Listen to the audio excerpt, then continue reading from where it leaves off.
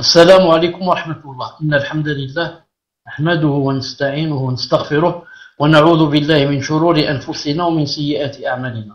من يهده الله فلا مضل له ومن يضلل فلا هادي له وأشهد أن لا إله إلا الله وحده لا شريك له وأشهد أن محمدا صلى الله عليه وسلم عبده ورسوله. يا أيها الذين آمنوا اتقوا الله حق تقاته ولا تموتن إلا وأنتم مسلمون.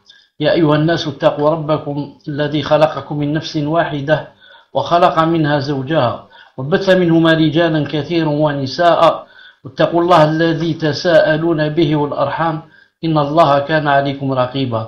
يا أيها الذين آمنوا اتقوا الله وقولوا قولا سديدا يصلح لكم أعمالكم ويغفر لكم ذنوبكم ومن يطع الله ورسوله فقد فاز فوزا عظيما.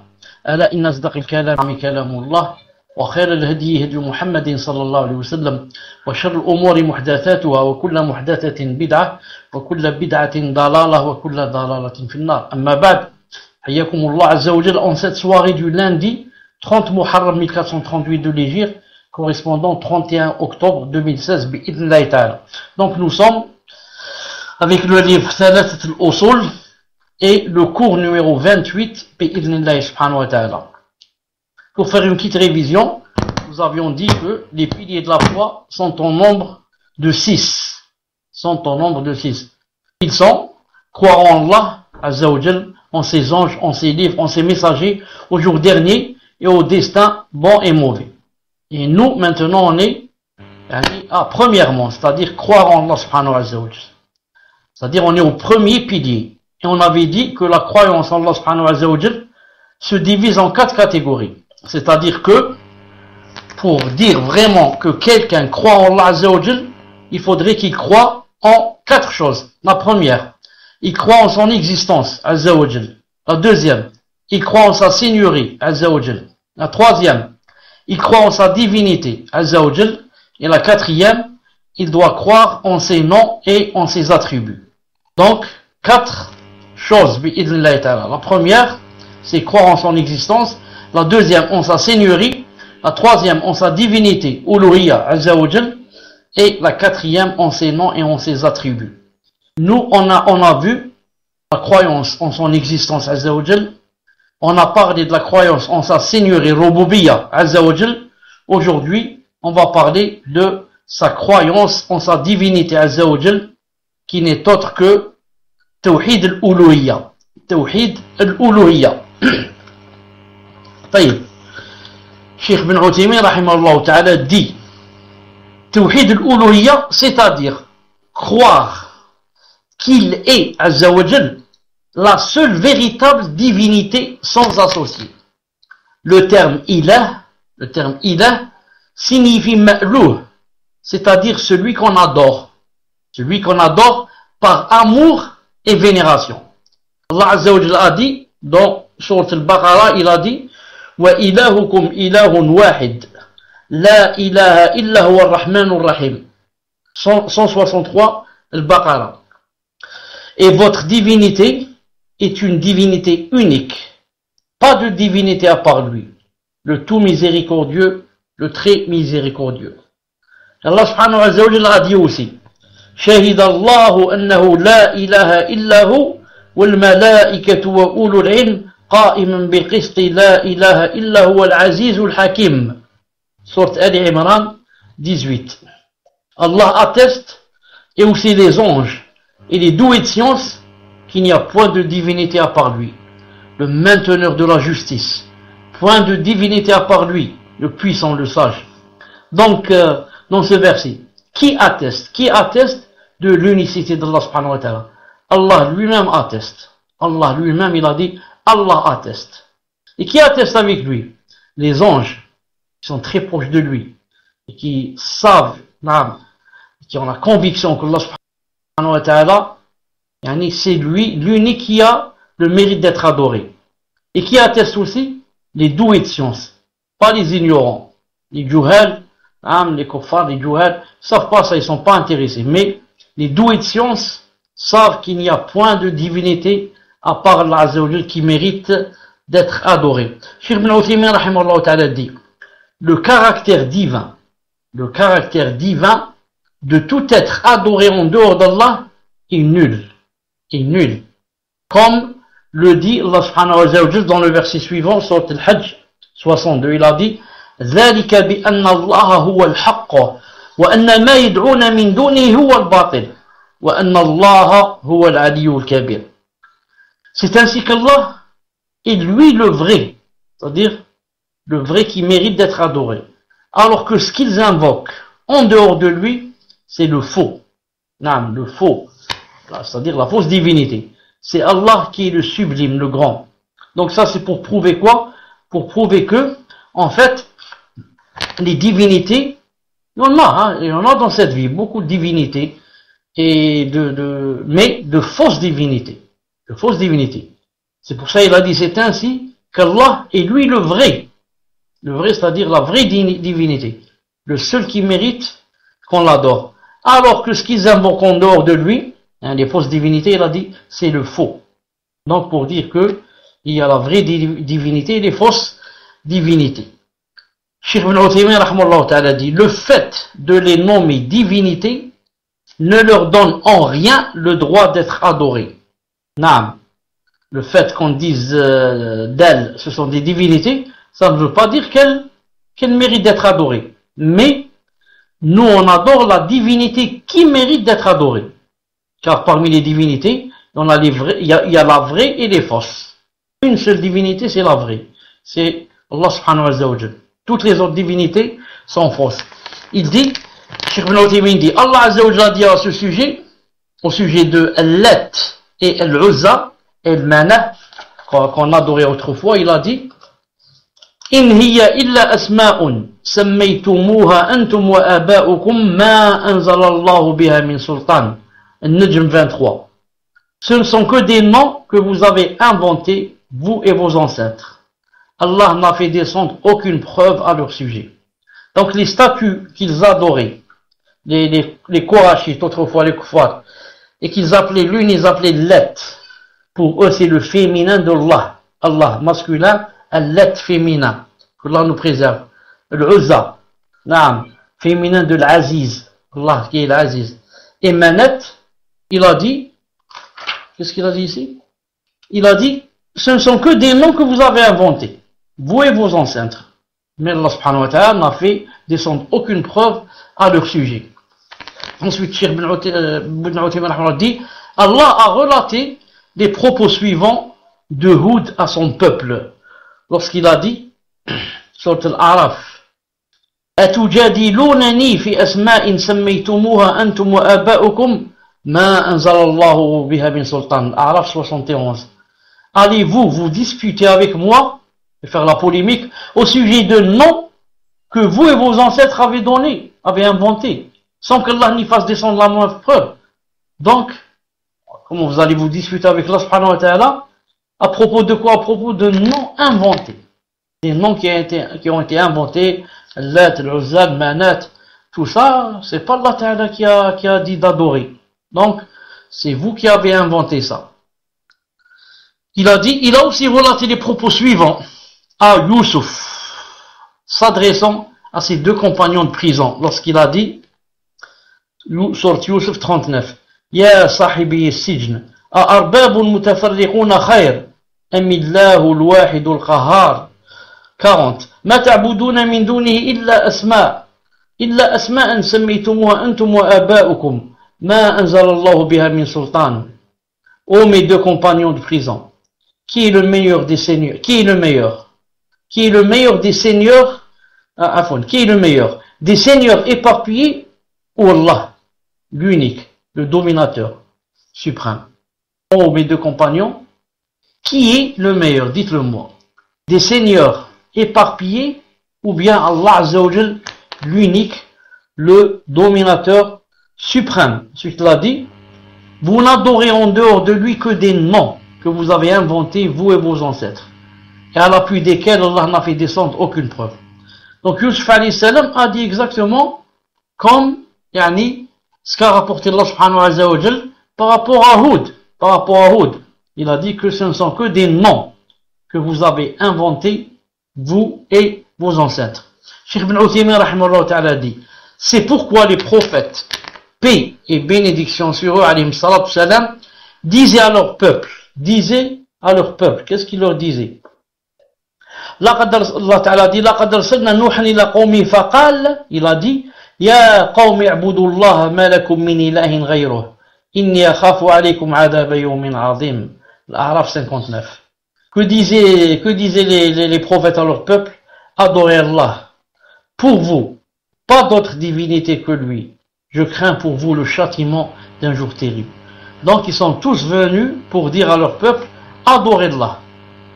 Ils ne sont pas venus pour montrer à leur peuple qu'il y a un Dieu et que c'est lui qui donne les enfants, c'est lui qui fait tomber la pluie. Ils ne sont pas venus pour le Tawhid Rububiyya.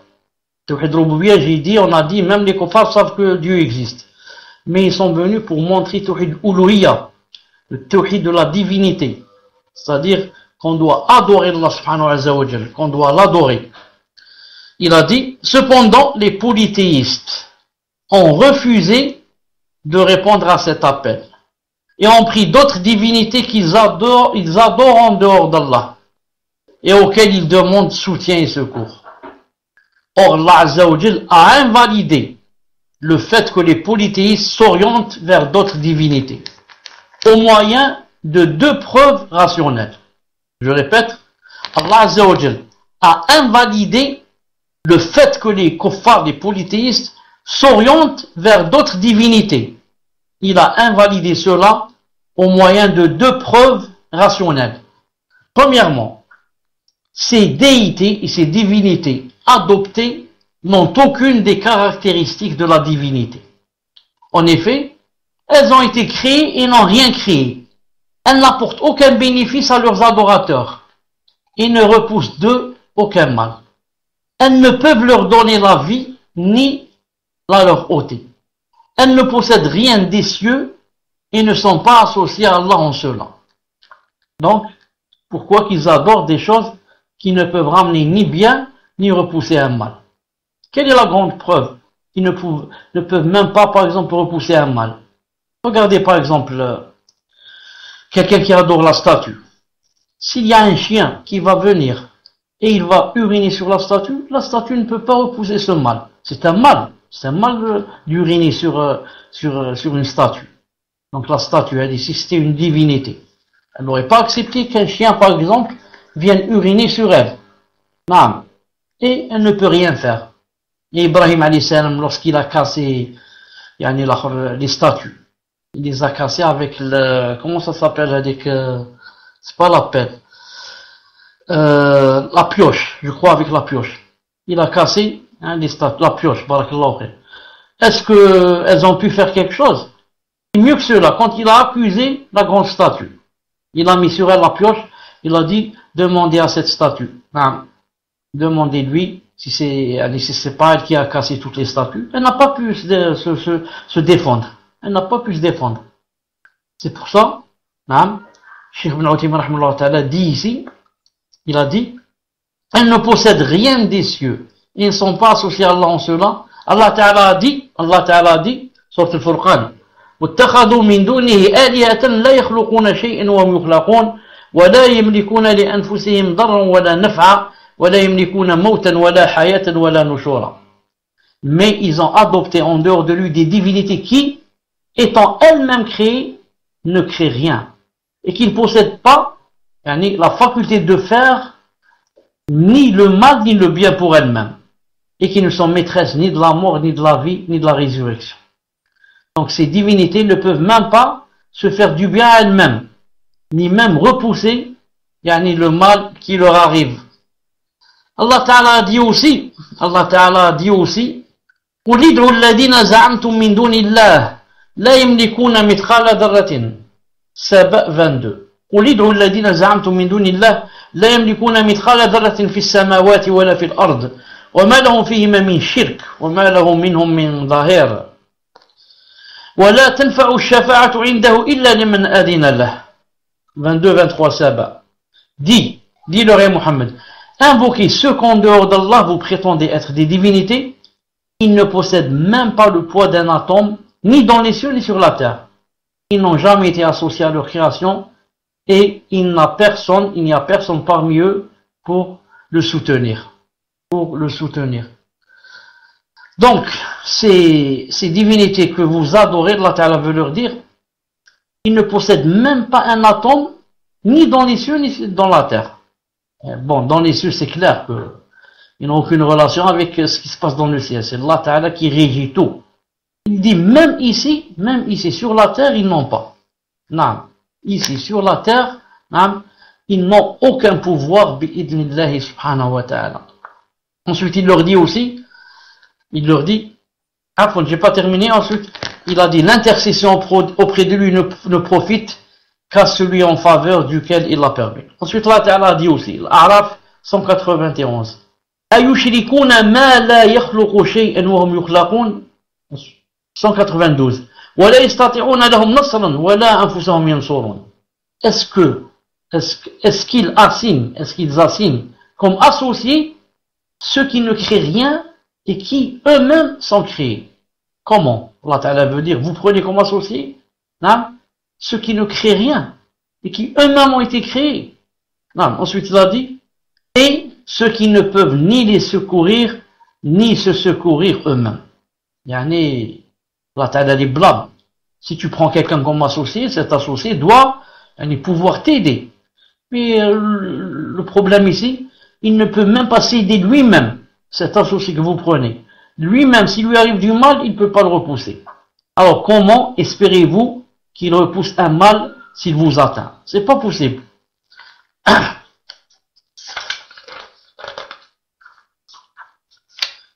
Ensuite, Cheikh Ibn Uthaymin rahimahullah ta'ala dit, si telle est la condition de ces déités, ces divinités, les prendre comme divinités est alors une des plus grandes idioties et une des plus grandes faussetés. Tout ça, c'était premièrement.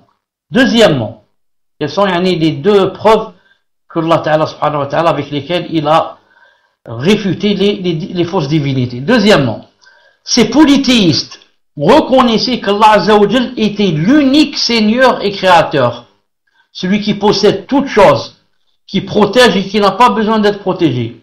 Or, ceci implique qu'ils croient qu'Allah Azza wa Jal est le seul digne d'adoration, comme ils ont cru qu'il est l'unique dans sa seigneurie. Naam. On va voir dans quelques versets que Cheikh Ibn Uthaymin rahimahullah ta'ala a cités. On va voir quoi?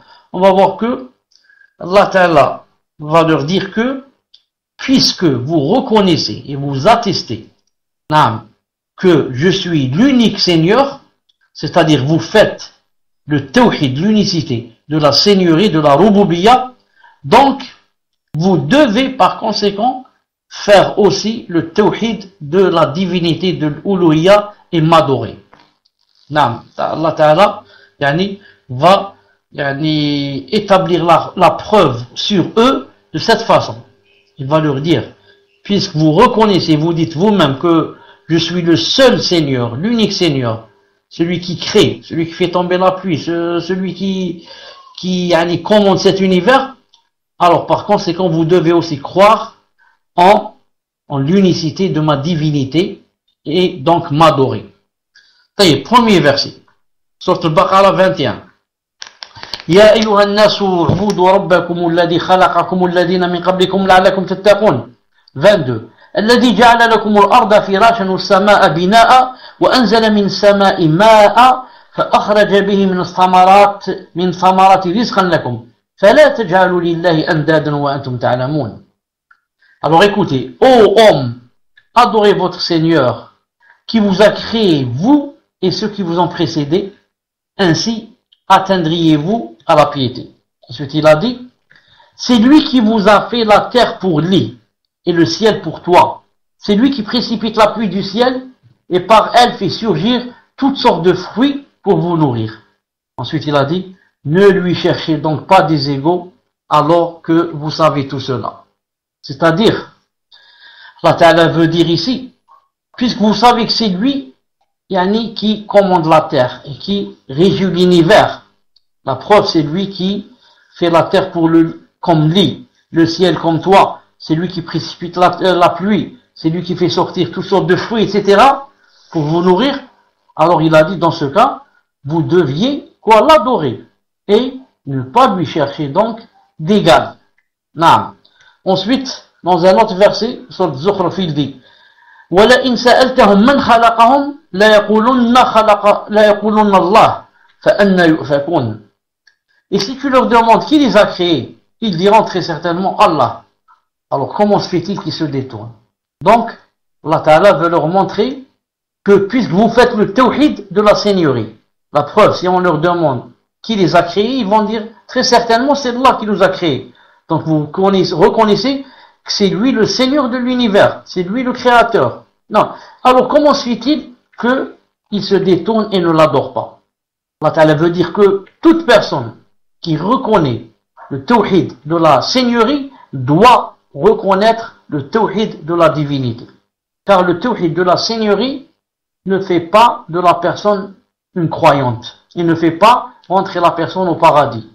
Donc, Allah Ta'ala veut dire, ça ne sert à rien que tu dises que Allah Ta'ala existe, que Allah Ta'ala fait tomber la pluie, que Allah Ta'ala donne la nourriture, que Allah Ta'ala, si tu ne l'adores pas. Si tu ne l'adores pas. C'est ce que veut dire Allah subhanahu azza wa jal. Ensuite, dans un autre verset, sur Yunus 31, il dit قُلْ مَنْ يَرْزُقُكُم مِّنَ السَّمَاءِ وَالْأَرْضِ أَمَّنْ يَمْلِكُ السَّمْعَ وَالْأَبْصَارَ وَمَنْ يُخْرِجُ الْحَيَّ مِنَ الْمَيِّتِ وَيُخْرِجُ الْمَيِّتَ مِنَ الْحَيِّ وَمَنْ يُدَبِّرُ الْأَمْرَ فَسَيَقُولُونَ اللَّهُ فَقُلْ أَفَلَا تَتَّقُونَ فَذَلِكُمُ اللَّهُ رَبُّكُمُ الْحَقَّ فَمَاذَا بَعْدُ الْحَقِّ إِلَّا الضَّلَالُ فَأَنَّى تُصْرَفُونَ.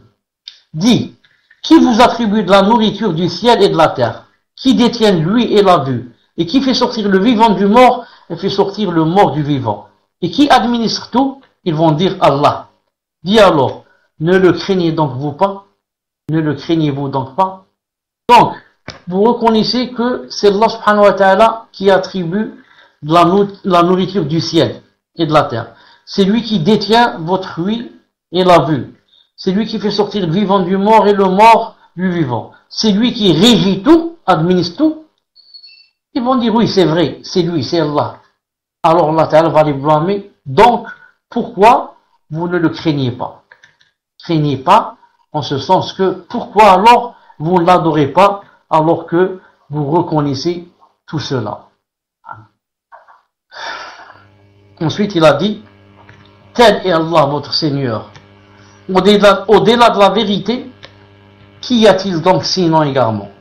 Au-delà de la vérité, qu'y a-t-il donc sinon égarement? Comment alors pouvez-vous vous détourner?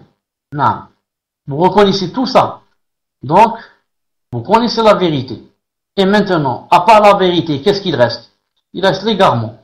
Puisque vous ne suivez pas la vérité, donc vous êtes en train de suivre l'égarement. Donc tout cela, c'était quoi? C'était croire en la seigneurie d'Allah subhanahu wa ta'ala. Maintenant, on va passer à la quatrième chose qui rentre dans croire en Allah azza wa jal. C'est quoi? C'est croire en ses noms et en ses attributs. Donc, pour que quelqu'un dise je crois vraiment en Allah subhanahu wa ta'ala, il faut qu'il croie en quatre choses. Qu'il existe. 2. En sa rububiyya, sa seigneurie. 3. En sa divinité, sa uluhiyya. Et 4. En ses noms et en ses attributs. S'il manque un des quatre, la personne n'est pas une vraie croyante. Non, la personne n'est pas un vrai croyant. Il n'est pas un croyant. Il manque quelque chose dans sa croyance. Donc, la première c'était quoi? C'était croire en sa seigneurie, que c'est Allah Ta'ala qui est le Seigneur qui régit cet univers. 2. Croire en sa divinité, c'est-à-dire qu'il mérite, et il est le seul qui mérite d'être adoré. Ça c'est deuxièmement. Troisièmement, premièrement, croire en son existence. Deuxièmement, en sa seigneurie. Troisièmement, que c'est lui qui mérite d'être adoré, sa uluhiyya. Et quatrièmement, croire en ses noms et en ses attributs. Qu'est-ce que ça veut dire croire en ses noms et en ses attributs? C'est-à-dire affirmer les noms et les attributs que Allah Azza wa Jalla a affirmés pour sa propre entité, dans son livre ou dans la sunna de son prophète sallallahu alayhi wa sallam, de la manière qui lui sied, sans en faire dévier le sens, c'est-à-dire tahrif, ni nier le sens, c'est-à-dire ta'til, ou chercher à en connaître le comment, c'est-à-dire takyif, ou bien assimiler ses attributs à ceux de ses créatures, c'est-à-dire tamthil, qu'on appelle aussi tashbih. Donc, pour que quelqu'un dise, moi je crois en les noms de Allah subhanahu wa ta'ala, en ses attributs, il faudrait ces 4 choses ici citées. C'est-à-dire qu'il doit croire en ses noms, en ses attributs, de la manière qui lui convient à Allah Azza wa Jal, sans dévier le sens, sans nier le sens, sans chercher à connaître le comment, et sans ressembler ses attributs à ceux de ses créatures. 4 choses. Je répète, non, les noms et les attributs, je ne dois pas dévier leur sens, tahrif, ni les nier. Je te dis Allah Ta'ala, deux mains, tu dis non, il n'a pas de main. Nier, ta'til. Ni chercher à connaître le comment. Tu dis d'accord, j'atteste que Allah Ta'ala a deux mains. Mais comment sont-elles? Je voudrais savoir comment qu'elles sont. Ça c'est quelque chose d'interdit, c'est le 3e interdit. 4e, assimiler ses attributs à ceux de ses créatures. Dire d'accord, Allah subhanahu wa ta'ala par exemple rit, mais il rit comme nous. Il descend du ciel chaque nuit, il descend comme nous on descend. Bon, moi je descends de la voiture, je descends de l'ascenseur, je descends, non, il descend comme nous. Donc 4 choses qui sont interdites dans les noms et dans les attributs. On a vu ça, comme vous devez le savoir, plusieurs fois par Yani, dans les cours passés, et ça reviendra, Inch'Allah Ta'ala. Car ça a besoin de quoi? Ça a besoin d'être répété pour que ça s'ancre dans le cœur. Et peut-être qu'il y a aussi des nouveaux qui n'ont pas assisté, donc pour qu'ils apprennent ça. Allah Ta'ala dit dans le Coran, on va voir parmi pour les noms et les attributs, il a dit dans le Coran, Al-A'raf 180, وَلِلَّهِ الْأَسْمَاءُ الْحُسْنَى فَادْعُوهُ بِهَا وَذَرُوا الَّذِينَ يُلْحِدُونَ فِي أَسْمَائِهِ سَيُجْزَوْنَ مَا كَانُوا يَعْمَلُونَ. C'est à Allah qu'appartiennent les noms les plus beaux. Invoquez-le par ses noms et laissez ceux qui profanent ces noms, ils seront rétribués pour ce qu'ils ont fait. C'est à Allah qu'appartiennent les noms les plus beaux. Non.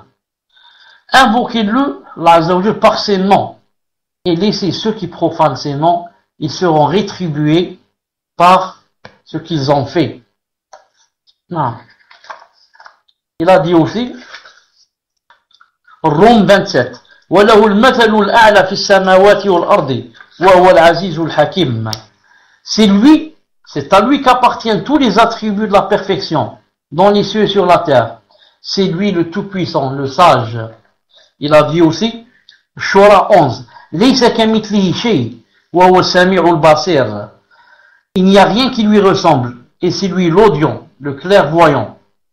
Cheikh Ibn Uthaymin rahimahullah ta'ala dit, cependant, 2 groupes se sont égarés à ce sujet. Cependant, 2 groupes se sont égarés par rapport aux noms et aux attributs. Il s'agit des négateurs, al-mu'attila, et des anthropomorphistes, al-mushabbiha. Donc, par rapport aux noms et aux attributs, 2 groupes se sont égarés. Le premier groupe, ce sont les négateurs, al-mu'attila. Le deuxième groupe, c'est les anthropomorphistes, al-mushabbiha. On va parler d'abord des négateurs, al-mu'attila. C'est quoi leur problème? Ce sont ceux qui ont renié tout, ou une partie des noms et attributs d'Allah Azza wa Jal, en prétendant que les affirmer impliquait l'anthropomorphisme, c'est-à-dire le fait d'attribuer à Allah des caractéristiques qui sont propres aux créatures. Or, cette prétention est fausse à divers égards. Donc, c'est qui les négateurs? Ce sont ceux qui ont renié tout ou une partie des noms et des attributs d'Allah Azza wa Jal. Pourquoi? En prétendant que les affirmer impliquait l'anthropomorphisme, c'est-à-dire le fait d'attribuer à Allah des caractéristiques qui sont propres aux créateurs. Donc, les négateurs, naam, qu'est-ce qu'ils font comme le Jahmiya, l'Ash'aira et d'autres, beaucoup d'autres? Qu'est-ce qu'ils font? Quand tu lui dis que, par exemple, Allah subhanahu wa ta'ala a tel et tel attribut, naam, qu'est-ce qu'il va dire? Il va les renier, dire non, il n'en a pas, en prétendant quoi? Il prétend que si je vais affirmer cet attribut, je vais rentrer dans tashbih, tamthil. Je vais rentrer dans la ressemblance, l'anthropomorphisme. C'est-à-dire, je vais attribuer à Allah Ta'ala des caractéristiques qui sont propres aux créatures. Tu lui dis Allah Ta'ala a la main. Tu dis non, c'est pas possible. Pourquoi il n'a pas la main? Tu lui dis. Tu dis, si je vais dire qu'il a une main, ou deux mains, c'est-à-dire la main, si je vais dire qu'il a la main, ça veut dire que je lui ai attribué quelque chose qui est propre aux créatures. Car les êtres humains ont la main. Donc j'ai fait l'anthropomorphisme. J'ai fait ressembler Allah Ta'ala aux créatures. Comprenez? Si je dis Allah Ta'ala yani, voit, donc yani, je lui ai attribué la vue. Donc Allah Subhanahu wa Ta'ala, je l'ai fait ressembler aux créatures. Donc je vais pas dire, yani, je vais pas lui attester yani, ses attributs. Il y a des sifat. Non. Si je vais dire que Allah Subhanahu wa Ta'ala par exemple rit, non, ça peut pas marcher. Ce sont eux qui disent ça, bien sûr. Ils vont dire pourquoi? Car je les fais ressembler aux créatures. Ce sont les créatures qui rient. Donc, je vais renier et nier le rire. Et dire qu'il ne rit pas. Il ne rit pas. Il y en a qui carrément disent, ils renient l'attribut, il y en a qui lui donnent un autre sens. Il te dit, d'accord, Allah Ta'ala a la main. Mais il ne veut pas dire la main, c'est-à-dire la main qu'on connaît. La main ici, par exemple, c'est la puissance. Et Allah Ta'ala rit, d'accord, je reconnais qu'il rit. Mais rire, ça ne veut pas dire qu'il rit comme le rire qu'on connaît. Il rit. Non, il rit, ça veut dire, par exemple, il va te donner, ça veut dire il est content de toi. Voilà, ça veut dire il est content de toi, donc il va donner des récompenses. C'est ça, il rit. Alors que tout ça, bien sûr, est faux. Cheikh Ibn Uthaymin dit, en parlant des négateurs, or cette prétention est fausse, à divers égards. C'est quoi cette prétention? De dire que je ne dois pas attester les attributs d'Allah subhanahu wa ta'ala par peur et par crainte que je fasse ressembler Allah subhanahu wa ta'ala aux créatures. On dit ça c'est faux pour diverses choses. Premièrement, ceci impliquerait des conséquences aberrantes. Ceci va impliquer des conséquences aberrantes si je vais renier les attributs. Comme l'existence de contradictions dans les paroles d'Allah Azza wa Jal. En effet, Allah Azza wa Jal a affirmé pour sa propre personne des noms et des attributs tout en niant sa ressemblance avec autre chose. Or, si le fait d'affirmer les noms et attributs d'Allah impliquait l'anthropomorphisme, cela impliquerait aussi l'existence de contradictions dans la parole d'Allah et une dénégation réciproque à ses propos. Vous avez compris? Allah subhanahu wa ta'ala lui-même dans le Coran et son prophète dans la Sunna a attesté pour lui des noms et des attributs. Bien sûr, tout en niant sa ressemblance avec autre chose. Donc comment se fait-il que tu viennes toi et que tu dises que Allah Ta'ala n'a pas tel et tel attribut, de peur que si je dise qu'il a tel attribut, je les fais ressembler à qui? Aux créatures. Donc ça peut pas marcher. Car Allah subhanahu wa ta'ala, je donne un exemple. Si maintenant, je vais dire dans le hadith authentique que Allah subhanahu wa ta'ala a deux mains, et que je vais dire Allah Ta'ala a deux mains qui lui conviennent. Je ne dis pas deux mains comme mes mains. Deux mains qui conviennent à Allah subhanahu wa ta'ala. Maintenant, si Yom al-Qiyamah, Allah subhanahu wa ta'ala va me dire, pourquoi tu as dit que j'avais dit deux mains? Je vais dire, ya Allah subhanahu wa ta'ala, j'ai lu ça dans le Coran. Ou bien j'ai entendu, ou j'ai lu le hadith du prophète sallallahu alayhi wa sallam, qui dit qu'Allah ta'ala a deux mains. Donc, tu vois que tu as une excuse. Mais maintenant, si c'est le contraire, tu vas dire qu'Allah ta'ala n'a pas de main. Allah ta'ala n'a pas de main. Yom al-Qiyamah, il va te dire pourquoi tu as dit que j'avais pas de main, alors que dans le Coran, j'ai dit que j'avais deux mains, et le hadith a dit que j'avais deux mains. Tu ne vas pas pouvoir répondre. Il va te dire, Azza wa Jal, tu me connais mieux que je me connais moi? Tu me connais mieux que me connaît mon prophète Mohammed alayhi salam? Et donc tu ne vas pas trouver de réponse. Deuxièmement, ça c'est premièrement, Cheikh Ibn Uthaymin rahimahullah ta'ala dit, deuxièmement, ceci impliquerait des conséquences. Le fait que deux choses aient le même nom ou le même qualificatif n'implique en aucun cas qu'elles se ressemblent. Ainsi, on peut voir deux personnes qui se rejoignent sur le fait qu'elles sont toutes deux des êtres humains doués d'ouïe, de vue et de parole. Or, ceci n'implique pas que leurs conditions humaines, leur ouïe, leur vue et leur parole soient identiques. De même, les animaux ont des mains, des pieds et des yeux. Mais le fait que l'on utilise les mêmes termes pour désigner leurs membres n'implique pas que ces membres sont identiques. Donc, si une différence apparaît entre les créatures, dont les noms et attributs sont désignés par les mêmes termes, la différence entre le créateur et la créature est encore plus claire et plus grande. Alaykoum salam wa barakatuh. Donc, Cheikh Ibn Uthaymin, dans le deuxième dalil, c'est quoi? Le fait, il a dit que deux choses aient le même nom ou le même qualificatif n'implique en aucun cas qu'elles se ressemblent. Quand je dis moi que j'ai par exemple une main, et que je dis que par exemple la fourmi à la main a aussi une main, est-ce que moi et la fourmi on se ressemble? Quand je dis que par exemple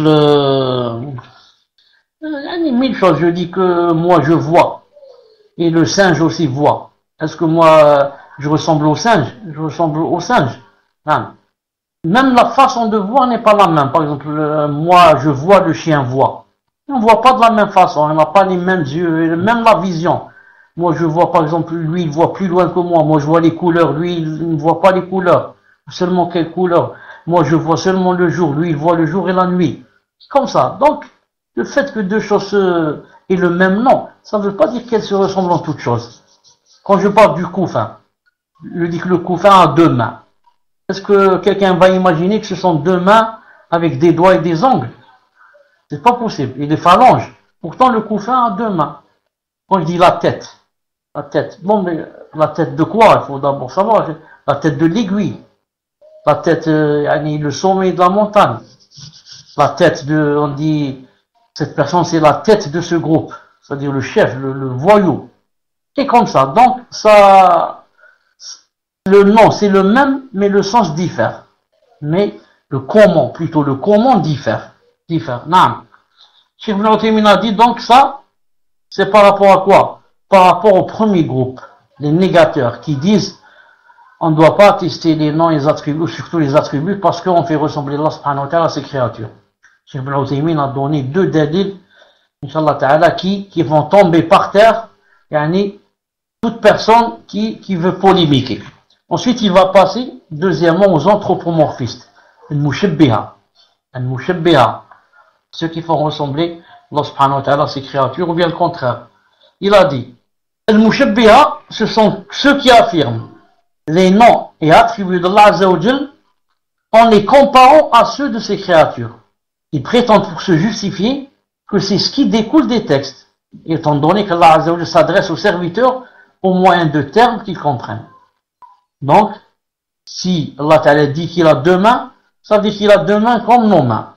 Si Allah Ta'ala dit qu'il a des yeux, il a des yeux comme nos yeux. Et comme ça. Ça s'appelle mushabbiha, les anthropomorphistes.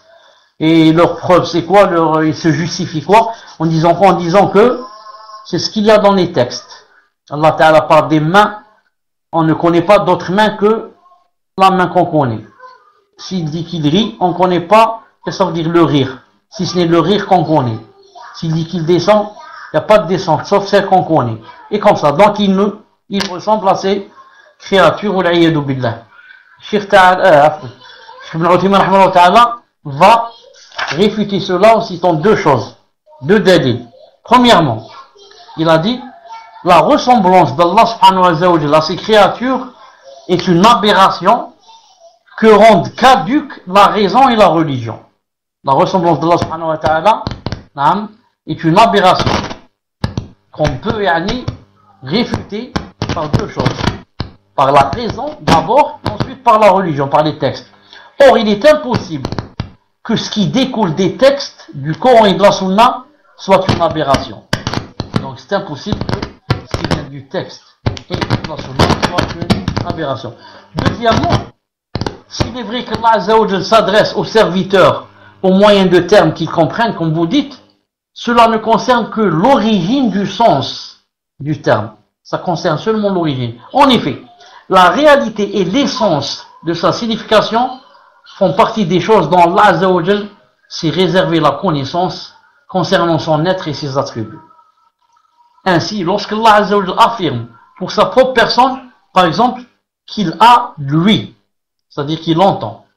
Lui est connu du point de vue de l'origine du sens du mot, lui désignant la capacité à percevoir les sons. Cependant, sa réalité concernant lui d'Allah Azza wa Jal est inconnue. En effet, la réalité de lui est différente entre les créatures elles-mêmes. La différence entre le créature et la créature est donc encore plus claire et plus grande. En outre, lorsque Allah Azza wa Jal affirme pour sa propre personne qu'il s'est établi au-dessus de son trône, istawa, nous pouvons dire que l'établissement est connu du point de vue de l'origine du sens du mot. En revanche, la réalité de l'établissement d'Allah sur son trône est inconnue. Le comment, c'est inconnu. Il a dit la réalité de l'établissement est différente pour une seule et même créature. S'établir sur une chaise immobile est différent du fait de s'établir sur une chamelle turbulente. Donc, si l'établissement est différent pour une seule et même créature, la différence entre le créateur et la créature est donc encore plus claire et plus grande. En conclusion, la croyance en Allah Azza wa Jal, comme nous l'avons décrite, engendre des bienfaits exceptionnels pour les croyants. On peut en citer trois choses. Premièrement, celui qui a la croyance et la vraie, alhamdoulilah, il a au moins trois bienfaits. Premièrement, la réalisation du tawhid d'Allah Azza wa Jal, au point de ne se lier à personne d'autre que lui, par espoir de sa récompense et crainte de son châtiment, sans adorer qui que ce soit d'autre que lui. Ça c'est premièrement, le premier bienfait. La réalisation du tawhid d'Allah Azza wa Jal, qu'est-ce qu'elle donne? Au point de ne se lier à personne d'autre que lui, par espoir de sa récompense et par crainte de son châtiment, sans adorer qui que ce soit en dehors de lui. Celui qui a le vrai tawhid, alhamdoulilah, il n'a plus besoin d'aider personne. Non. Son but, c'est seulement de ravir Allah subhanahu wa ta'ala. Car c'est lui qui te donne tout bien. Et c'est lui qui repousse de toi tout mal. Donc s'attacher à une personne, ça ne donne rien. Donc, il vaut mieux que je fasse des efforts pour avoir une relation plus étroite avec Allah subhanahu wa ta'ala qu'avoir une relation étroite avec une personne. Ça c'est premièrement. Deuxièmement, qu'est-ce que ça donne? La réalisation du tawhid, qu'est-ce que ça donne? Ça donne la perfection de l'amour d'Allah Azza wa Jal et sa vénération découlant de ses noms excellents et ses attributs élevés. Ça donne la perfection de l'amour d'Allah Azza wa Jal et sa vénération découlant de ses noms excellents et ses attributs élevés. Quelqu'un qui ne fait pas le tawhid d'Allah subhanahu wa ta'ala, il ne connaît pas le tawhid, est-ce qu'il peut vraiment aimer Allah subhanahu wa ta'ala? Non, lui il dit j'aime Allah, tout le monde aime Allah subhanahu wa ta'ala, mais c'est ça le vrai amour. Tu aimes Allah subhanahu wa ta'ala en vérité? C'est juste une phrase que la personne dit comme ça et dont elle ne connaît pas le vrai sens. Elle ne connaît pas le vrai sens. Non, la preuve, si tu aimes Allah subhanahu wa ta'ala, comment tu sais que cette chose par exemple est interdite et tu l'as fait? Tu l'as fait en sachant que c'est interdit. Non. En ce moment-là où tu fais cette chose, vraiment, la personne est loin de l'amour d'Allah subhanahu wa ta'ala. Pire encore, le prophète sallallahu alayhi wa sallam a dit que celui qui fait la fornication, au moment où il l'a fait, il a dit il n'est pas croyant. Il n'est pas croyant dans le sens de l'iman al-mutlaq, et pas mutlaq al-iman. Pas dans le sens où il sort de l'islam, mais dans le sens où sa croyance n'est pas parfaite. Non. Et troisièmement, qu'est-ce que ça donne? Ça donne la réalisation de son adoration en mettant en pratique ce qu'il a ordonné et en évitant ce qu'il a interdit. Quand quelqu'un a le tawhid, vraiment maintenant, il connaît Allah Azza wa Jal, ça l'aide à quoi? à réaliser son adoration en mettant en pratique ce qu'il a ordonné et en évitant ce qu'il a interdit. Voilà, Inch'Allah Ta'ala, pour le cours d'aujourd'hui, bi'idhnillahi subhanahu wa ta'ala. Je vais, Inch'Allah Ta'ala, prier Salat al-Isha et quand je reviens, je réponds à quelques questions, bi'idhnillahi ta'ala. Assalamu alaikum wa rahmatullahi wa barakatuh. Assalamu alaikum wa rahmatullah. Fawzi, est-ce que tu es là? Alhamdulillah, tfadal pour la première question. Donc, première question, question d'une sœur. Hayyakumullah, barakallahu fikum pour le cours. Qu'Allah vous fasse miséricorde, Cheikh. Donnez-nous, s'il vous plaît, des conseils pour l'éducation de nos enfants, pré-ados, adolescents. Comment leur faire aimer les adorations, la pratique religieuse. Comment trouver le juste milieu afin de ne pas être trop dur ni trop laxiste. Jazakallahu khairan. Et entre parenthèses, Cheikh, auriez-vous du temps pour faire des cours sur des livres de savants concernant l'éducation des enfants, car vraiment ici en France, il y a un grand manque, une grande ignorance, beaucoup de passion, c'est une grande fitna et catastrophe. Barakallahu fikum, Cheikh, tafaddal. Wa alaykum salam wa rahmatullahi wa barakatuh. Est-ce que vous m'entendez? Alhamdulillah. Donc, comme vous le voyez affiché, dorénavant, les cours du samedi, Inch'Allah Ta'ala, commenceront comme d'habitude à 20h, Inch'Allah Ta'ala. C'est-à-dire après Salat al-Isha chez nous en Algérie. Et petit à petit, jusqu'à ce qu'on commence aussi le cours du mercredi, bi'idhnillahi ta'ala. Al-Muhim. Tout cela parce que, yani, l'iqtirah, c'est-à-dire, comment on dit l'iqtirah en français, c'est-à-dire, la proposition vient de vous. Certains d'entre vous m'ont proposé que 18h30 c'était très tôt et que ce serait mieux de faire le cours après Salat al-Isha. Donc, Inch'Allah Ta'ala, le cours sera après Salat al-Isha, bi'idhnillahi ta'ala. Ensuite, autre chose par rapport par rapport à la réponse à cette question, Inch'Allah Ta'ala, je dis que par rapport à l'éducation des enfants, il faut dire que ce n'est pas facile. Une responsabilité vraiment lourde, que ce soit dans un pays d'islam ou un pays de mécréance. Même s'il faut dire la vérité que dans un pays de kufr, c'est beaucoup plus difficile. C'est beaucoup plus difficile, vu que l'école n'aide pas. Et que l'école est contre ce qui est din, ce qui est religion, ce qui est, etc. Donc même si on apprend à nos enfants ce qu'on veut dans la maison, on leur apprend le din, ils vont à l'école là-bas, on essaie de leur effacer ce qu'ils ont dans la tête. C'est pour cela que la responsabilité dans un pays de kuffar est beaucoup plus grande et beaucoup plus difficile que dans un pays musulman, en ce sens que dans un pays de kuffar, c'est-à-dire qu'il faut faire tous ces efforts pour surveiller l'enfant et pour voir ce qu'on lui a appris, afin de lui effacer ce qu'on lui a appris. Ce qu'on lui a appris de mal, bien sûr. Et de lui dire que cette chose, ça se fait pas, ces gens-là ne sont pas des croyants, ces gens-là, ne craignent pas Allah subhanahu wa ta'ala, et comme ça, c'est pour ça, ils vous apprennent ces choses, ça. Mais la vérité, c'est ceci et cela, et, on leur inculque, Inch'Allah ta'ala, la vraie aqida. Et la vraie charia. Maintenant, pour dire aussi que, dans la question, c'est écrit, une seconde, pourriez-vous des cours concernant, je ne sais pas s'il y a des livres, concernant l'éducation des enfants, spécialement dans l'éducation des enfants. Il y a des petites risalettes, des épîtres comme ça, de 10, 15 pages, peut-être 20 pages, mais pour dire que il y en a un de Cheikh Fawzan, je le connais pas. S'il y en a quelqu'un de Cheikh Fawzan, et surtout s'il l'a en français, qu'il me l'envoie bi'idhnillahi ta'ala. Si vous connaissez des livres d'éducation des enfants, des livres de Al-Sunnah ou Jama'a, pas des Ikhwan Muflisun, de Al-Sunnah ou Jama'a, qui parlent sur l'apprentissage des enfants, vous me l'envoyez, Inch'Allah ta'ala. Moi, ce que j'ai lu par rapport aux savants, Cheikh Ibn Uthaymin et les autres, ils disent, l'enfant, j'ai vu celui de Cheikh Firkous, Hafidallah ta'ala, mais je ne l'ai pas. Ce qu'il faut savoir, j'ai dit que les savants disent que l'enfant, on doit toujours lui montrer quels sont les buts, pourquoi on existe, qu'il y a Allah subhanahu wa ta'ala, qu'Allah ta'ala c'est lui qui a créé les cieux et la terre. Quand on lui montre le soleil, on lui dit regarde le soleil, c'est Allah subhanahu wa ta'ala qui l'a créé. Et Allah subhanahu wa ta'ala nous a demandé de l'adorer,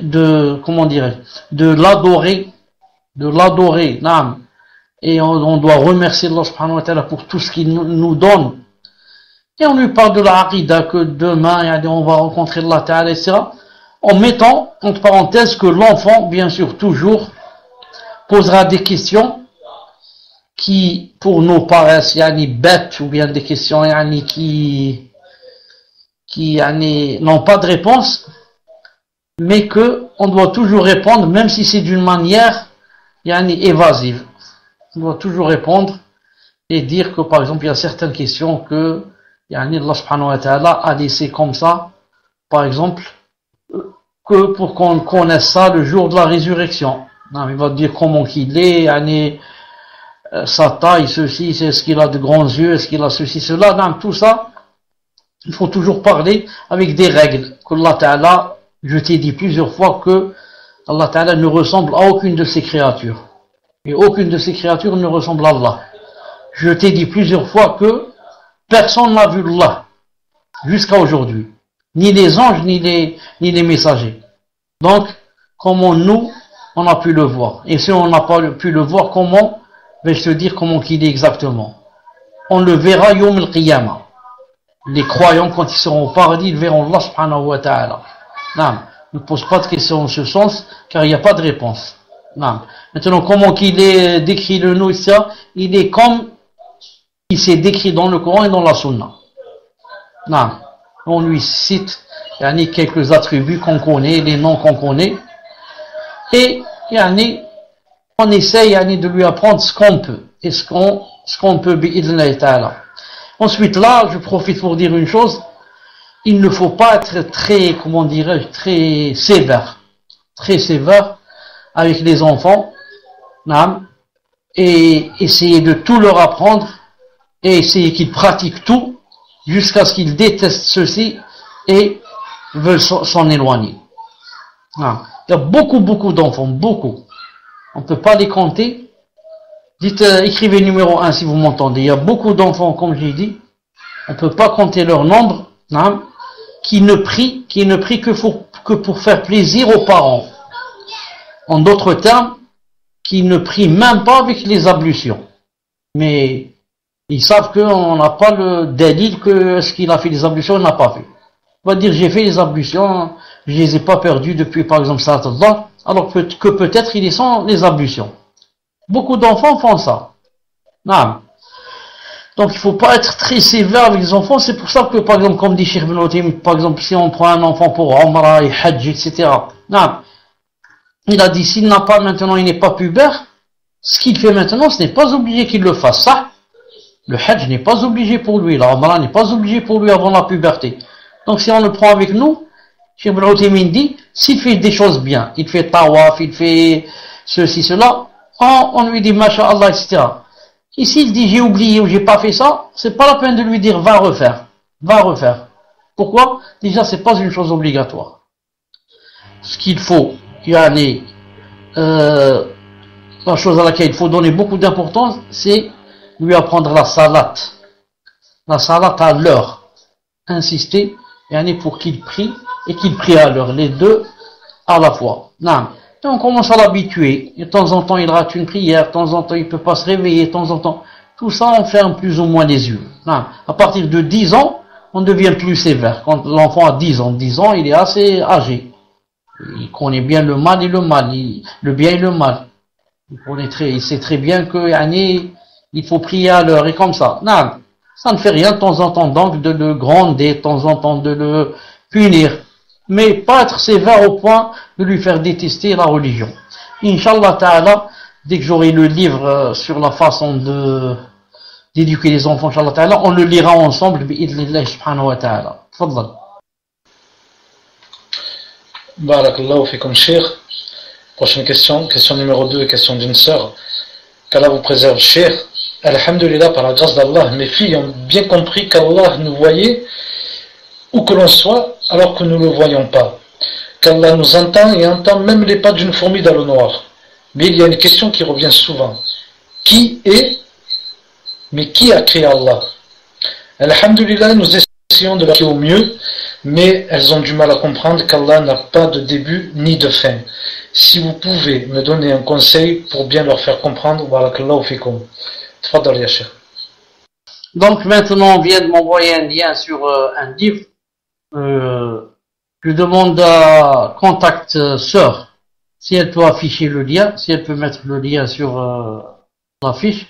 Donc il y a un livre de Cheikh Fawzan, Hafidallahu Ta'ala, qui est en français et qui se vend aussi. Qui se vend en année. Inch'Allah Ta'ala, si j'arrive à voir ce livre, on va le lire, Inch'Allah Ta'ala, ensemble. Donc je vais vous le lire et vous l'expliquer aussi, bi'idnillahi subhanahu wa ta'ala. Taïb. Fawzi, si c'est possible, Inch'Allah Ta'ala, de relire la question, car j'étais en train de voir le lien. Tfadal. Naam, cher. Je relis la question, question numéro 2, question d'une sœur. Alhamdulillah, par la grâce d'Allah, mes filles ont bien compris qu'Allah nous voyait où que l'on soit, alors que nous ne le voyons pas. Qu'Allah nous entend et entend même les pas d'une fourmi dans le noir. Mais il y a une question qui revient souvent. Qui est, mais qui a créé Allah? Alhamdulillah, nous essayons de leur expliquer. Alhamdulillah, nous essayons de leur expliquer au mieux, mais elles ont du mal à comprendre qu'Allah n'a pas de début ni de fin. Si vous pouvez me donner un conseil pour bien leur faire comprendre, barakallahu fikum. Tafaddal ya Cheikh. Justement, on essaie de leur expliquer que c'est ça la différence entre un croyant et un kafir. Nous, on est croyants parce qu'on peut croire que Allah subhanahu wa ta'ala n'a pas été créé. Alors que les kuffars disent non, toute chose a été créée. Alors, il faut qu'il soit créé s'il existe. Et nous, on dit justement, on est des croyants et des musulmans parce qu'on croit en l'existence d'Allah subhanahu wa ta'ala sans dire qu'il est créé. Ni qu'il a des enfants, ni qu'il a été lui-même enfanté. Et, je dis là entre parenthèses, plus les enfants vont grandir et mûrir, plus ils vont comprendre cette chose, Inch'Allah Ta'ala, de par leur prédisposition naturelle, de par la fitra déjà dans leur cœur, dès qu'ils vont un peu grandir, et avoir 10 ans, 12 ans, 13 ans, 14 ans, ils vont comprendre cette chose, bi'idhnillah subhanahu wa ta'ala. Mais à un certain âge, il est difficile, de leur faire rentrer ça dans la tête. Mais comme j'ai dit, on va leur expliquer d'après ce que j'ai dit et attendre un peu qu'ils mûrissent bi'idhnillah ta'ala. Et on va comment on dit, les occuper par d'autres choses. On va lui dire, au lieu de poser cette question, que Inch'Allah ta'ala, tu vas la comprendre tôt ou tard, Inch'Allah. Et l'essentiel, c'est de l'adorer. C'est de prier à l'heure, c'est de ne pas mentir, c'est de faire ce qui le ravit bi'idhnillah ta'ala. Quant à cette chose, tu la comprendras, Inch'Allah ta'ala, un peu plus tard. Fadal. Barakallahu fikum Cheikh. Troisième question, question d'une sœur. Pouvez-vous expliquer la différence entre le libre arbitre et le décret d'Allah? Barakallahu fikum Cheikh. Tafaddal. Expliquer la différence entre le libre arbitre et le décret d'Allah subhanahu wa ta'ala. La personne peut-être, Allah veut dire comment qu'on peut joindre et regrouper entre d'une façon. Toute personne a le libre arbitre et d'un autre côté que tout ce qui arrive c'est par décret d'Allah subhanahu wa ta'ala. Je crois que c'est ce que veut dire la personne. Il y a beaucoup de gens ont des difficultés à regrouper entre ces deux. Vous savez que il n'y a pas une chose qui puisse avoir lieu dans ce monde sans que cette chose n'ait précédé dans la science d'Allah subhanahu wa ta'ala. Et que cette chose qui a précédé dans la science d'Allah subhanahu wa ta'ala de ce qui va arriver, qu'elle existe aussi, elle est écrite sur la tablette préservée, le Lawh al-Mahfouz. La tablette préservée. C'est pour ça qu'Al-Sunnah wal Jama'a ont une règle, ils disent Ma sha'Allahu kan وَمَا لَمْ يَشَأْ لَمْ يَكُنْ. Ce que veut Allah Ta'ala, il a lieu, existe, et ce qu'il ne veut pas, il n'existe pas. Donc, n'existe dans ce monde, dans cet univers, que ce que veut Allah Ta'ala. En mettant bien dans la tête que ce que veut Allah Subhanahu wa Ta'ala ne veut pas dire ce qu'il aime, mais ce qu'il veut. Car la volonté, il y a la volonté universelle et la volonté juridique. La volonté universelle, c'est ce que Allah Ta'ala veut, même s'il n'aime pas. Et la volonté juridique, c'est ce que Allah Ta'ala veut dans le sens de il aime. C'est pour cela que la différence entre la volonté universelle et la volonté juridique, c'est que Allah Ta'ala veut des choses qu'il n'aime pas et qu'il aime des choses qu'il ne veut pas, qui n'existent pas. On va donner un exemple. Allah Ta'ala veut des choses qu'il n'aime pas. Oui, il a voulu l'existence d'Iblis, mais Allah Ta'ala n'aime pas Iblis. Il a voulu que telle personne soit poignardée, mais il n'aime pas qu'une personne poignarde une autre. Il va l'entrer en enfer si elle ne fait pas le repentir. Mais pourtant c'est lui qui a voulu cette chose. Mais il ne l'aime pas. Comme il a voulu la création d'Iblis, mais il ne l'aime pas. Par contre, Allah subhanahu wa ta'ala aime des choses qu'il ne veut pas, c'est-à-dire qu'ils ne se sont pas produites. Allah ta'ala aime par exemple qu'Iblis, par exemple, soit un croyant. Mais Allah Ta'ala n'a pas voulu cela, il a aimé seulement ça. Allah Ta'ala aime que tous les kuffars deviennent des croyants. Allah aime que tous les croyants soient des pieux. Ce sont des choses que Allah Ta'ala aime. Mais il ne les a pas voulu. Car s'il avait voulu ça, universellement, ça aurait eu lieu. Elles auraient existé. On revient donc à notre question ici. Toute chose qui arrive dans ce monde, Yani Allah Ta'ala sait qu'elle devait arriver et a été écrite sur la tablette préservée 50 000 ans avant de créer les cieux et la terre. Mais Allah Subhanahu wa Jal ne nous a pas forcé à faire ce qu'on fait. Allah Ta'ala ne nous force pas à faire ce qu'on fait. Allah Subhanahu wa Ta'ala, comme il a dit dans le Coran, وَهَدَيْنَهُ النَّجْدَيْنِ, et on l'a guidé vers les deux chemins. Les deux chemins. Le chemin du bien, le chemin du mal. Allah Ta'ala te les a montrés les deux. Et t'a donné une disposition à les suivre. Tu veux suivre le chemin du bien. Masha'Allah, il t'aide. Tu veux aussi suivre le chemin du mal. C'est ta faute donc, c'est toi qui le veux. Et il laisse les shayatines t'embellir la chose et te pousser à la faire. Donc c'est toi qui as choisi. Allah Ta'ala t'a bien dit, regarde, à ta droite, il y a une mosquée. À ta gauche là-bas, il y a un bar. Un bar. Si tu vas à droite vers la mosquée, je te donnerai des récompenses. Et je serai ravi de toi, je te fais rentrer au paradis. Si tu vas vers la gauche, vers le côté du bar, je serai en colère contre toi et je te rentre en enfer si tu ne fais pas le repentir et si je ne te pardonne pas. Ensuite, toi, c'est ça le libre arbitre. Tu choisis. Tu fais ce que tu veux, toi. Si tu choisis d'aller vers la mosquée, Allah subhanahu wa ta'ala va t'aider, il sera ravi de toi. Tu veux aller vers vers le bar, alors c'est ta faute. C'est pour cela que si c'était pas nous qui choisissons, c'est-à-dire il n'y a pas le libre arbitre, qu'est-ce qui va se passer?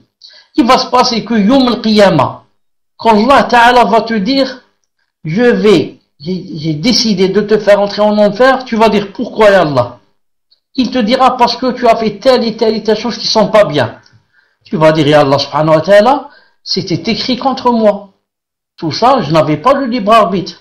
Donc pourquoi Allah Ta'ala vous allez me punir pour une chose que c'est pas moi qui ai faite en vérité. C'est une chose qui a été écrite dans la tablette préservée et dont je ne pouvais ne pas la faire. Donc là, astaghfirullah 3 fois, ça veut dire que tu as donc établi la preuve sur Allah. C'est pas possible. Personne ne peut établir la preuve sur Allah. Mais puisque Allah Ta'ala va te blâmer, te dire pourquoi tu as fait cette mauvaise chose, pourquoi tu as bu l'alcool, pourquoi tu as volé, pourquoi tu as fait la fornication, Ça veut dire quoi? Ça veut dire que tu pouvais ne pas la faire. Et que c'est toi et tes passions et ton shaitan qui t'ont poussé à la faire. Ça veut dire en d'autres termes, Abdi, mon serviteur, je t'ai donné le libre arbitre. Je t'ai fait choisir, tu as choisi le mauvais chemin. Si quelqu'un va dire, oui mais ça, le fait que hier je sois allé dans un bar et j'ai bu de l'alcool. D'accord, c'est moi qui l'ai fait, c'est mon shaitan et mes passions. Mais c'était écrit il y a 50 000 ans sur la tablette préservée ou c'était pas écrit? C'était écrit. Alors, puisque c'était écrit, donc c'est pas de ma faute. Je dois faire ce qui est écrit sur la tablette préservée. Je dis non, attention, tu te trompes. Tu te trompes.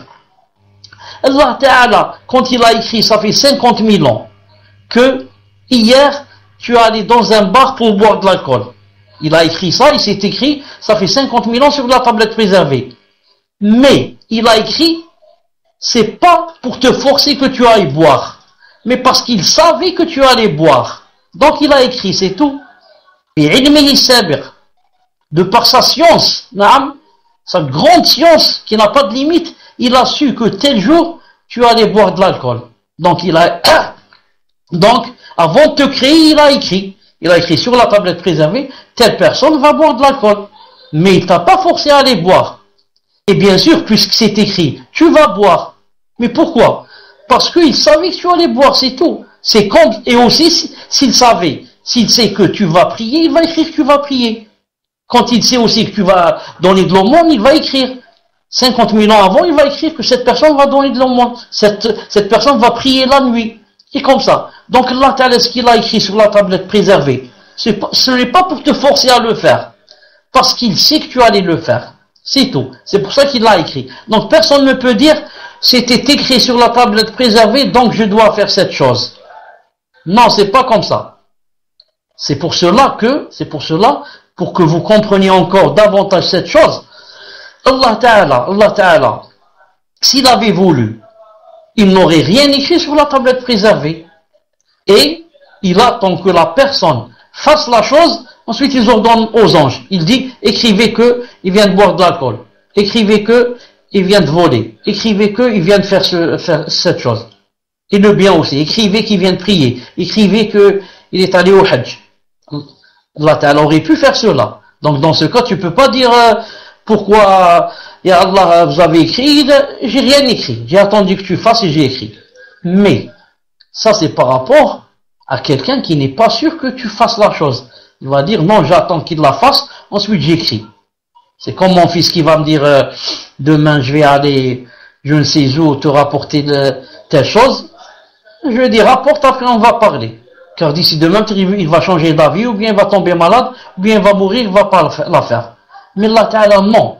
Il a écrit d'avance parce qu'il sait pertinemment bien que ça va se passer.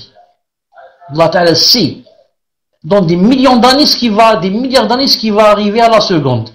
Donc il a su que telle personne allait boire de l'alcool, faire la fornication, voler, faire ceci, cela, donc il a écrit d'avance. Et tout ce qu'il a écrit doit se reproduire en réalité, on doit le faire.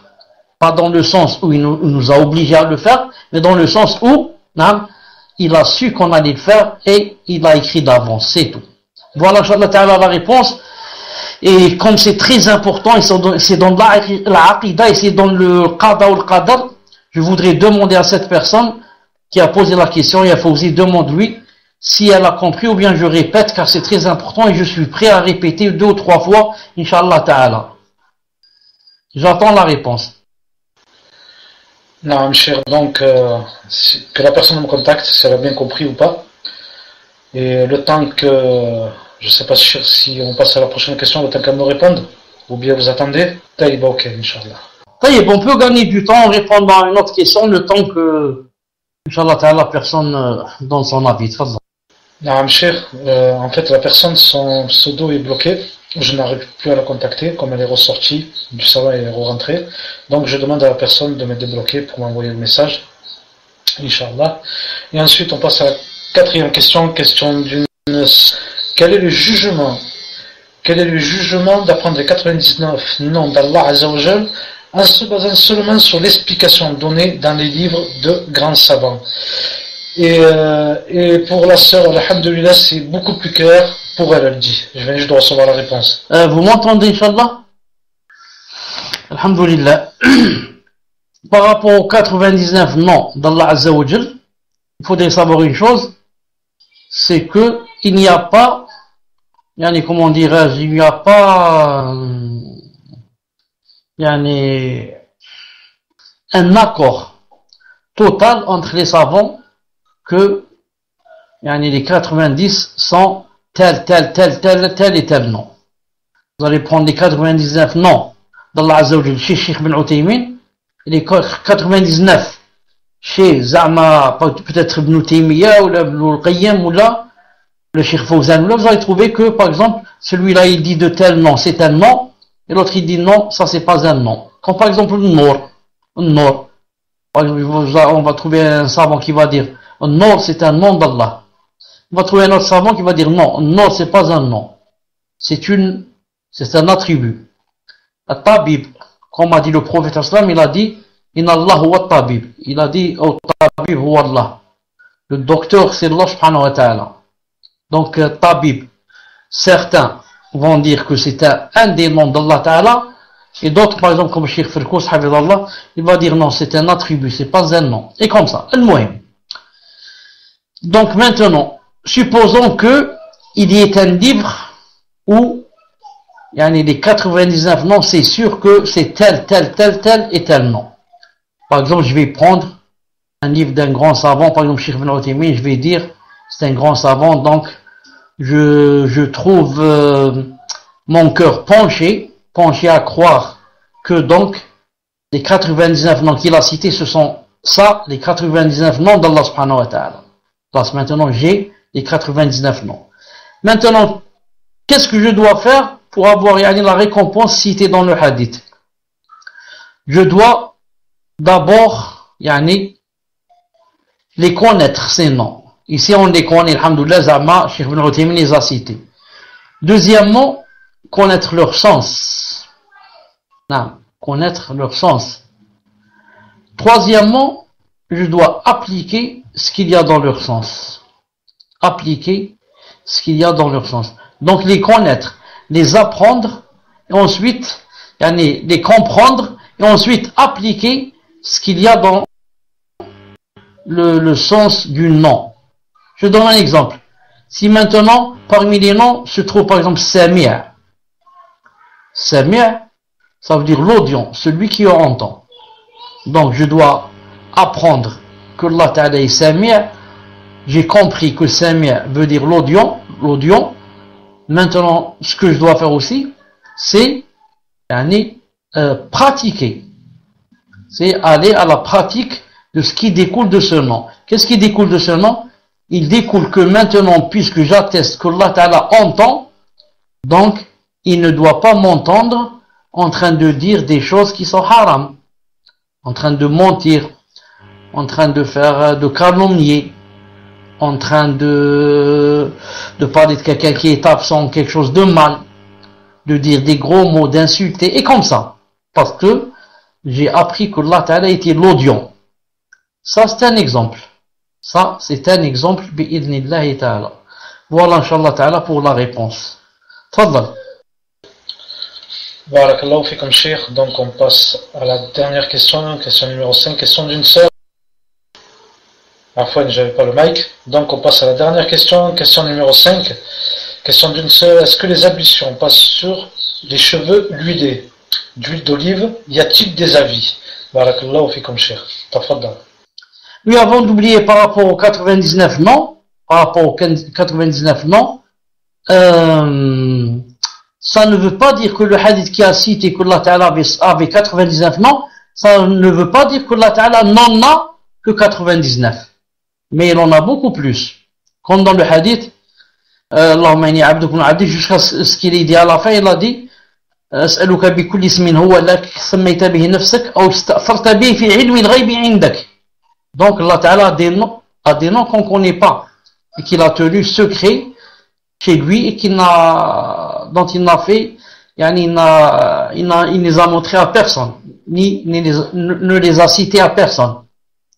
Mais il a 99 qui, si la personne peut les connaître, ces 99, et les apprendre, et appliquer ce qui en découle, Inch'Allah Ta'ala, la personne ira au paradis.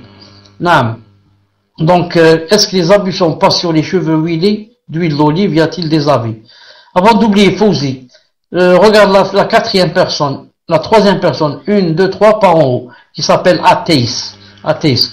Est-ce qu'elle a posé sa question ou elle ne l'a pas encore posée, cette personne? Tfadal. Donc, est-ce que les ablutions passent sur les cheveux huilés d'huile d'olive? Y a-t-il des avis? Cheikh Ibn Uthaymin, rahimahullah ta'ala, on lui a posé la question. Quand on met comme ça des crèmes sur la tête, est-ce que ça empêche l'eau de passer et donc il n'y a pas, les ablutions ne sont pas valides ou bien c'est valide? Il a dit ça, en ce sens. Ça revient à la personne elle-même. La personne elle-même sait que, est-ce que cette chose qu'on a sur la tête, elle l'a, c'est comme une forme ou quelque chose comme ça de palpable qui empêche l'eau de toucher par exemple le corps ou de toucher les cheveux, ou bien c'est juste une crème ou quelque chose comme ça qui n'empêche pas. Donc maintenant il faut savoir, quand on met quelque chose sur la tête, est-ce que la chose qu'on a mise, c'est quelque chose qu'on peut voir comme ça, de façon à ce qu'on sait que ça empêche l'eau de passer. Dans ce cas, les ablutions ne sont pas valides, ou bien, ça n'empêche pas, et dans ce cas, les ablutions sont valides. J'essaierai, Inch'Allah Ta'ala, et rappelle-moi, Fauzi, Inch'Allah Ta'ala, dans le prochain cours, de chercher spécialement par rapport aux cheveux qui contiennent de l'huile. Les cheveux qui contiennent spécialement de l'huile, pas des crèmes et des pommades, etc. Est-ce que ça empêche? Je ferai des recherches, Inch'Allah Ta'ala, pour le prochain cours. Taïb, qu'est-ce que tu dis par rapport à ce que je t'ai dit à la troisième personne? Tu as dit que... Tfadla. En fait, cher, c'est pas une question ni sur le cours, ni... En fait, elle voulait savoir si vous aviez reçu la question par mail au sujet d'une question par rapport au permis. Tafadal ya cher. Non, j'ai reçu, je l'ai pas bien comprise. Je l'ai reçu, je l'ai pas bien comprise. Ce que j'ai compris, c'est qu'il y a des gens qui ont signé à sa place. Wallahu ta'ala. Non, cher, je lui ai envoyé... J'essaye de parler avec cette personne en privé, j'attends sa réponse, mais je n'ai toujours rien, cher. Malish, qu'elle me renvoie, Inch'Allah Ta'ala, sa question sur Gmail, avec plus de précision, bi'idnillahi ta'ala. Avec plus de précision, Inch'Allah Ta'ala. Oui, il y a une chose, on me dit ici, on me demande par rapport à l'huile. Ce n'est pas juste, c'est juste à dire un mess. Pourquoi c'est pas possible? Car quand on fait le wudu, c'est juste on essuie les cheveux. Non, ce n'est pas un roast, ce n'est pas comme l'eau doit toucher le crâne. C'est juste comme ça, on fait donc c'est pour cela, Inch'Allah Ta'ala, que normalement, Inch'Allah Ta'ala, il n'y a pas de problème. Non, il n'y a pas de problème. Mais Inch'Allah Ta'ala, pour être plus sûr, dans le prochain cours, je vous donnerai la réponse. سبحانك اللهم وبحمدك اشهد ان لا اله الا انت استغفرك واتوب اليك السلام عليكم ورحمه الله وبركاته فيكم بارك الله